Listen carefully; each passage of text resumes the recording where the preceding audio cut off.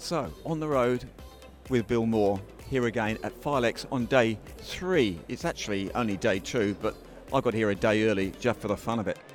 So one of the big developments is virtual reality and how technology will affect the fitness industry. This is a really interesting space. And if you just check out what's going on here, let's have a little bit of a chat and we can see what's going on. How's it going here? This looks a little bit crazy. Not that good. Yeah. Now she's on a Pegasus. Okay, now she's on Pegasus the horse. And she's going to pedal fast and take off.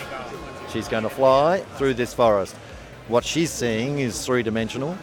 What we're seeing is just this basic 2D. So she is totally immersed in this. So look at the lean and look at the ride. And here she goes, taking off. Woo, woo. She's about to. Oh, Ouch. that could ruin your whole day. There you go. Virtual reality comes to fitness. Technology has arrived, finally.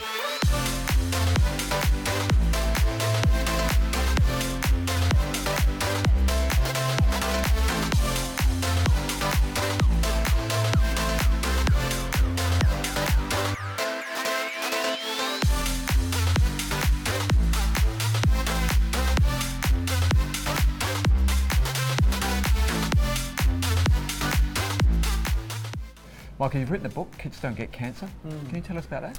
Yeah, very controversial title. When I was diagnosed at the age of 11 months, I was diagnosed with an incurable cancer of the central nervous system called neuroblastoma stage 4. Doctors gave me no chance, 96% death rate, said to go home. There was no chance of survival. When my mum heard those words, she said back to the doctor, that can't be right, kids don't get cancer. Okay. Then when mum told dad, dad said that can't be right, kids don't get cancer. And then the flow-on effect happened. And one day my mum said to me, when you've made a real impact on this world, I want you to write a book. And the title of that book's going to be Kids Don't Get Cancer. And in 2016, when I had 4 more tumours in my throat and they said that I wasn't going to make it, that's when I decided to write a book. And that was going to be the legacy that I left my wife. But I managed to get through it. And I thought that this was a really great opportunity for me to be able to continue to add value and make a difference in other people's lives, and that's why we've made the decision to donate all the profits to charity, and now it's a #1 bestseller across 6 countries around the world, and I feel very privileged that people take interest in my life, and hopefully the book can add value in theirs. So many of us have times in our life where we reach some level of hardship. It's an absolute inspiration to see how that happened for you. Do you have a thought about how that applies? Thankfully, so many of us don't have that physical hardship that you have to put up with. Yeah. It can be very easy to become complacent. Do you have a message for I think that whether you're religious or not, my saying is God gives his greatest challenges to his toughest soldiers. And we all will face adversity and we all will go through challenges and suffering every day of our lives. But I truly believe that it's about how we deal with that adversity that allows us to live a remarkable life. And as I said a lot today, it's sad in today's society that we wait until it's too late before we decide to change. We wait until something that cripples our lives, both personally and professionally, before we take stock and reflect back on what we're going through and what we perceive as important. And I think that it got to a point in my life where I'd hit rock bottom and I didn't want to fight anymore and I didn't want to live anymore.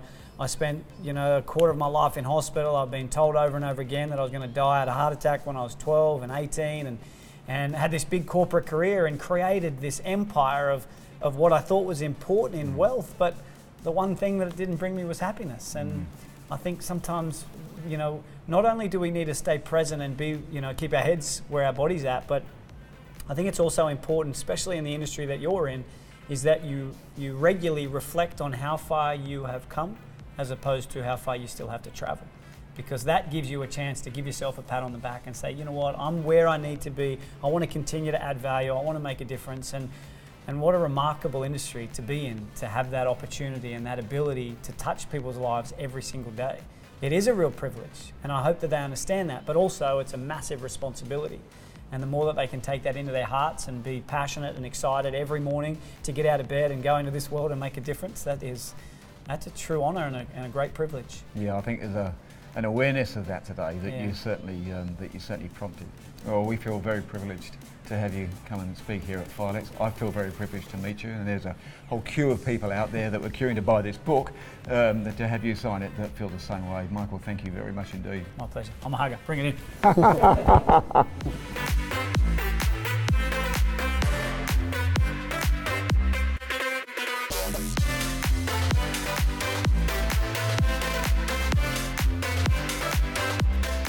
Okay, so now we're going to the action space and see actually what is going on. It's like a video game. How's it going? Pardon? How's it going? Yeah, good. We're just about to start. I can see that. Everyone's just like getting going. Yeah, has it been a good show for you? Yeah, excellent. Really good. Cool. Have fun. Well, we've just actually come across Tahlia Pretty. Tahlia, you were a South Australian winner in our awards program in 2015. 2015, that's right, for the Active Achiever Award. Yeah, and let me think. Well, we just launched our 2019 award, so it's open now actually to anyone, whether you're a Fitness Australia registrant or not. You are Fitness Australia registered, but tell me what happened to you after you got the award. I was saying to Bill before that I get a bit choked up talking about this because it has phenomenally changed my career and my life for that matter. And I cannot thank Fitness Australia enough for what it has done. The trust that has been instilled within my personal brand, within my community is just phenomenal. People don't question whether I am a qualified trainer. They know that I care about people. They know that I care about the quality of their health. My life straight after, I think it just hit a crazy boom where I wasn't even ready, because all I did was I just cared about people and changing their lives and making them healthier and happier. And yeah, I just can't say enough how much it's changed everything. That's such a powerful message. Thank you so much for putting time aside to chat with us today. Thank you so much, Bill. Yeah, it was a unique situation where a friend of mine said, "Do you want to come to Haiti?" I actually thought that they said to me, "Do you want to come to Tahiti?" Oh. So I was like, heck yeah, I'm involved with Tahiti. Love Tahiti. Take my board, have a great time.